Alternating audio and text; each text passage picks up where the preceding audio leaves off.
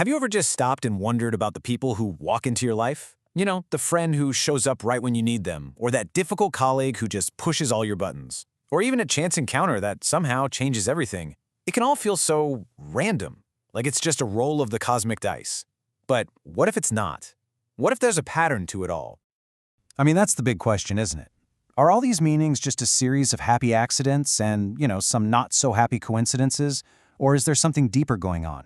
Some kind of hidden logic to this whole intricate dance of human connection? Well, the core idea we're going to unpack today is a pretty big one. It's this. The people you meet aren't random at all. They're actually a mirror, a direct reflection of who you are on the inside. In other words, your external world is really just a projection of your internal world. So, how in the world does that work?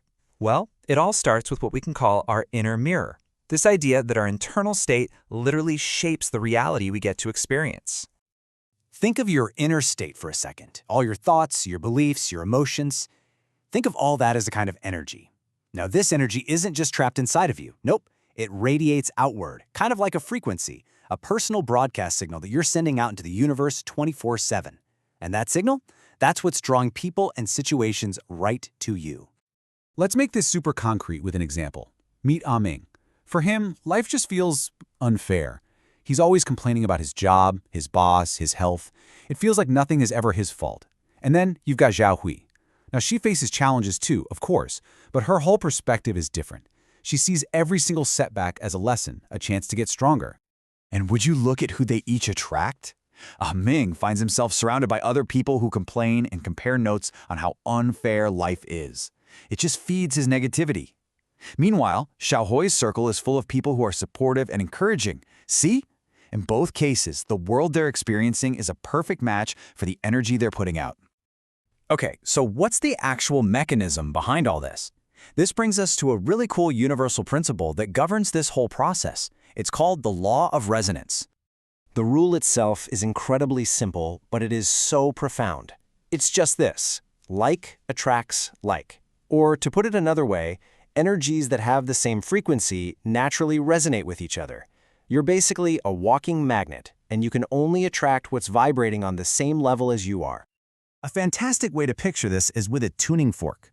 You know how if you strike a tuning fork, another one nearby with the exact same frequency will start humming all on its own without anyone even touching it? Well, your inner energy works the exact same way.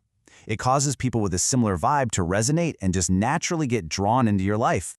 Let's see how this plays out in our relationships. If your energy is coming from a place of fear, like you're afraid of being alone or you're afraid you're not good enough, that energy often shows up as control, suspicion, and a real lack of trust. But if your energy comes from a place of self-love, of feeling whole on your own, that leads to confidence, to freedom, and to real, genuine connection.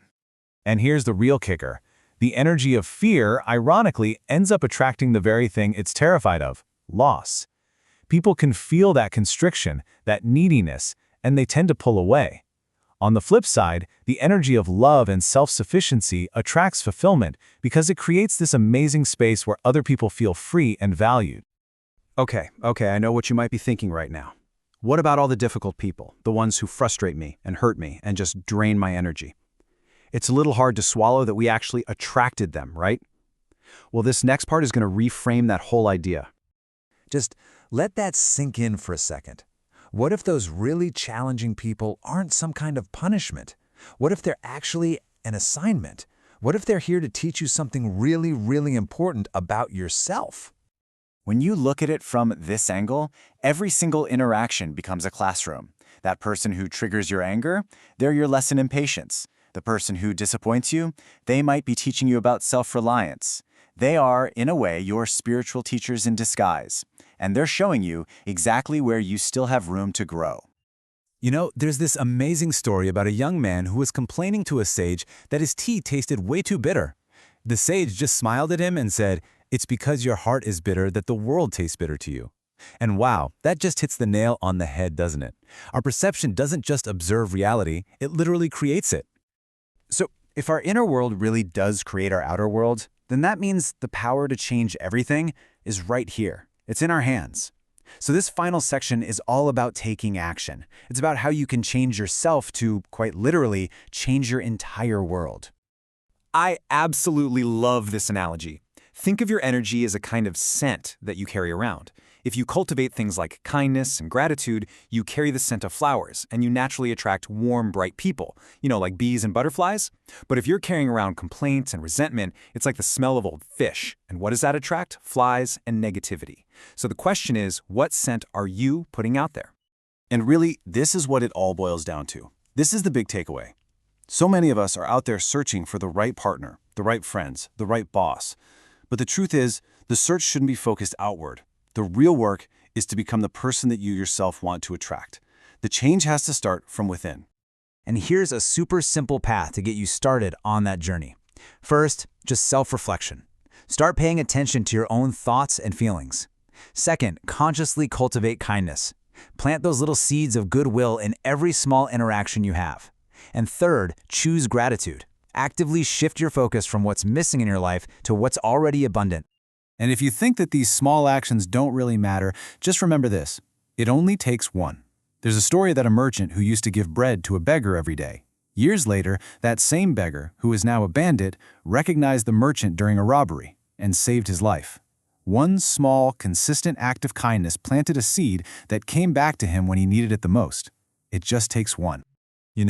When you start to look back on your life through this lens, you realize something profound. Everyone you've ever met, the good, the bad, the beautiful, the challenging, they were all there for a reason. They were all mirrors, reflecting back different parts of you, all to help you on this ultimate journey of meeting and truly understanding your true self. So the next time you meet someone new, remember this. It's not a coincidence. It's a destiny that you, yourself, have set into motion. You are the author of your own story, and you are the casting director for your life. And that really only leaves one question, doesn't it? What kind of story are you going to write next?